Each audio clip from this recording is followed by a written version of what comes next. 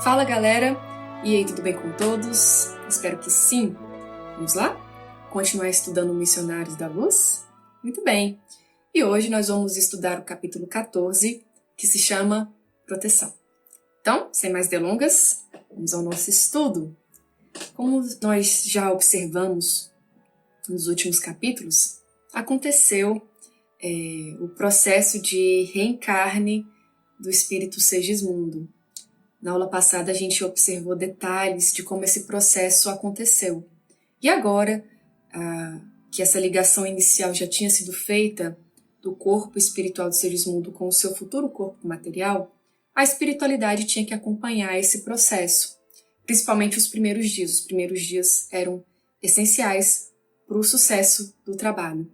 E aí André pediu para participar, para acompanhar, junto dos construtores, em especial o Apuleio, que era o chefe dos construtores.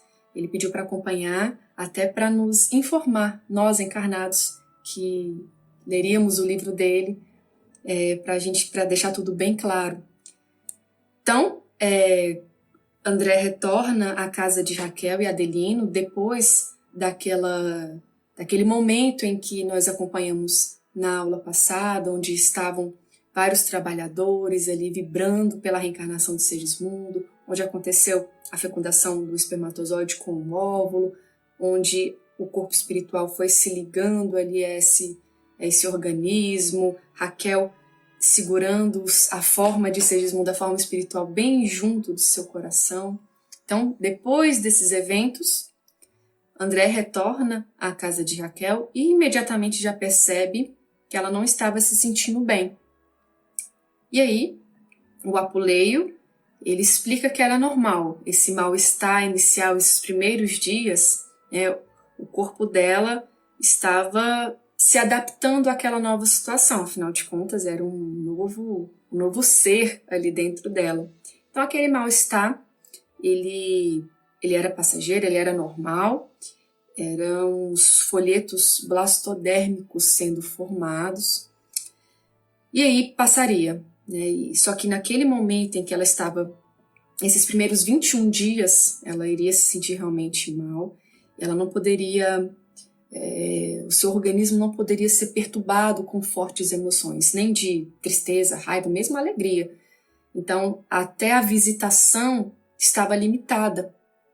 A gente observa nesse capítulo até que em uma noite chegaram alguns amigos de Raquel, de Segismundo, de Adelino, para poder visitar, e o Apuleio não permitiu, porque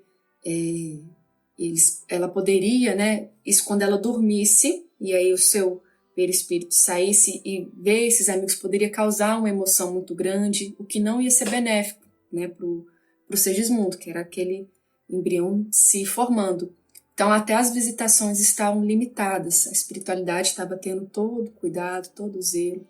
Após os 21 dias, aí sim, eles poderiam ser visitados e tudo mais. Então naquele primeiro momento, Raquel, quando saía do corpo no momento do sono, ficava sempre ali no quarto, com a espiritualidade cercando ela de todos os cuidados possíveis. Então esses amigos que vieram visitar, inclusive, nem entenderam, ninguém ficou assim chateado, eles entenderam e voltariam depois de 21 dias. E assim foi feito, depois de 21 dias várias pessoas vinham visitar o Adelino, a Raquel e o Segismundo também.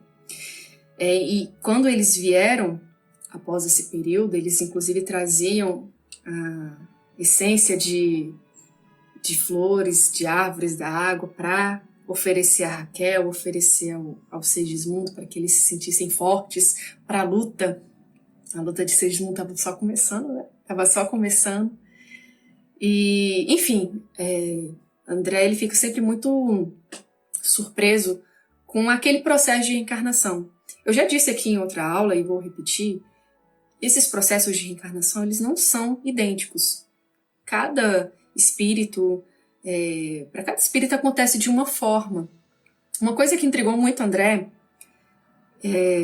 foi a questão da magnetização que Alexandre fez no espermatozoide, aquele que ele considerou o mais correto, e magnetizou ele para que ele ganhasse a corrida dos outros e fecundasse no óvulo. E isso deixou, isso deixou André muito surpreso. E ele perguntou para o Apuleio se é sempre dessa forma. E ele explica que não, né? Nem sempre nesses serviços de reencarnação tem um espírito do porte de Alexandre para fazer um trabalho como esse, mas quando não tem, engraçado, olha só, quando não tem, o óvulo consegue escolher o espermatozoide que vai ganhar a corrida. Isso porque, Apuleio explica, isso porque é uma questão de atração. É como se ela se sentisse mais atraída por determinado espermatozoide que ali está. É como se fosse uma conexão mesmo. Ele até fala assim, se a companheira, né, se a mulher tem a liberdade de escolher o companheiro que quer, o mesmo se dá com a célula feminina. Então ela tem uma ligação maior com um determinado espermatozoide e faz com que eles se aproximem mais rapidamente. Então tudo tem uma lei divina e maior por trás. Nada acontece assim ao acaso, né? A sorte, ao Deus dará, de forma alguma. Mas é um serviço de reencarnação, é um trabalho que a gente, né, consegue observar que é muito complexo.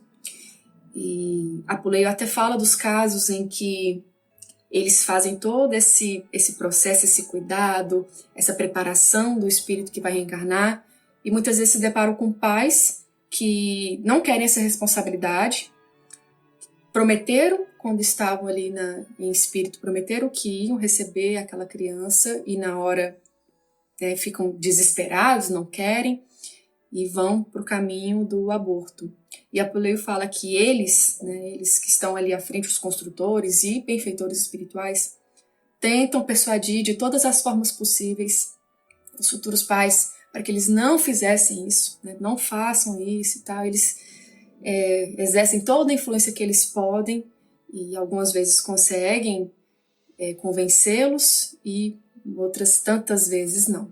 E aí não tem o que ser feito, ele fala, né? A gente faz nossa parte, mas a gente não pode interferir ali no livre-arbítrio do outro. E aí, essa é uma situação que causa tristeza, causa débitos, inclusive, que vão sendo levados para outras vidas. Então nós observamos, Apuleio fala, nós observamos casais que não conseguem ter filhos de forma alguma nessa existência, por exemplo, né, e não conseguem entender o porquê.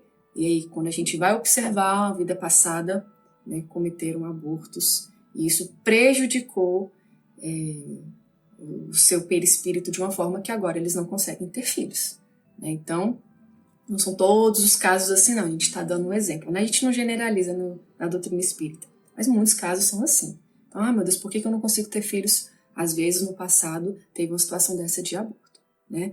Isso é o que o Apuleio nos explica aqui. Né? Então, por isso que nós espíritas, somos contra o aborto. Gente, já existe vida, já existe todo um trabalho, já existe um espírito ali que vai reencarnar. Então, a gente não pode vacilar quando o assunto for esse, né? De ficar assim em cima do muro. Nós somos contra o aborto. O aborto ele não pode acontecer, ele não traz benefício para ninguém. Pelo contrário, prejuízos que às vezes é difícil a gente vencer. E a gente ali vai precisar de uma série de vidas para conseguir vencer aquela situação, né? Que só causa dor.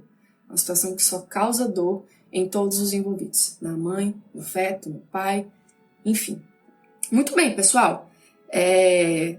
Então, dia após dia, o corpo de Segismundo se desenvolvia, né? Só ia crescendo. E à medida que o seu corpo físico ia crescendo, o seu espírito, seu perispírito ia cada vez mais se juntando ali daquela forma. E Alexandre até explica que só estariam completamente juntos, né? Assim, a matéria física e a matéria espiritual, quando ele tivesse 7 anos. 7 anos. E durante esse período, esses 7 anos, Herculano estaria ali pertinho, acompanhando cada passo dele. Depois disso, ele estaria mais distante, mas ainda assim acompanhando, porque era o mentor dele. Então, durante esses 7 anos, engraçado, né? Coincidência ou não, é quando a muleira fecha, né, da criança, quando está completamente fechada, 7 anos.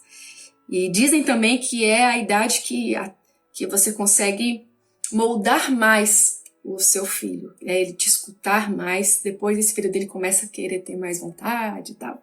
Enfim, né? É quando ele realmente tá ligado ali, né? O seu espírito, ele quer ser senhor de si. A gente observa isso principalmente na adolescência. E a gente até vê casos de crianças que, né, isso aconteceu inclusive na minha família. Uma tia minha, bem novinha, falava pra minha avó que o nome dela não era aquele, que a minha avó não era mãe dela, e que ela tinha morrido assim, porque o seu corpo espiritual não estava completamente ligado ainda ao seu corpo físico, porque como a gente está vendo aqui, né, são 7 anos, e isso fazia com que ela tivesse algumas lembranças de sua vida passada. Isso pode acontecer, né? Depois que ela completou, acho que foi 8 anos, né, quando ela tivesse 8 anos, ela nem lembrava que ela tinha falado essas coisas, né? Era uma coisa assim para ela completamente estranha. Então, tá tudo interligado, né? Tudo isso está interligado. Vão ter crianças que não vão falar nada disso, mas vão ter outras que vão ter essa sensibilidade de uma forma maior.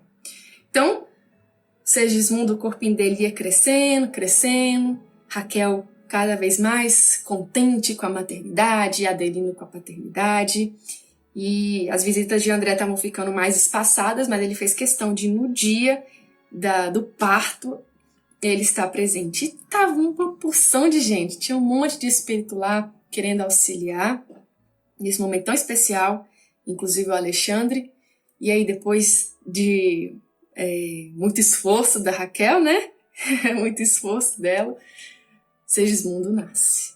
Nasce aquela criança linda, saudável, chorando, e a Raquel sorrindo, e a espiritualidade em oração, aquelas luzes do alto. Alexandre faz uma prece agradecendo a Deus, porque mais um trabalho tinha sido realizado. Estava só começando. Estava só começando para Segismundo.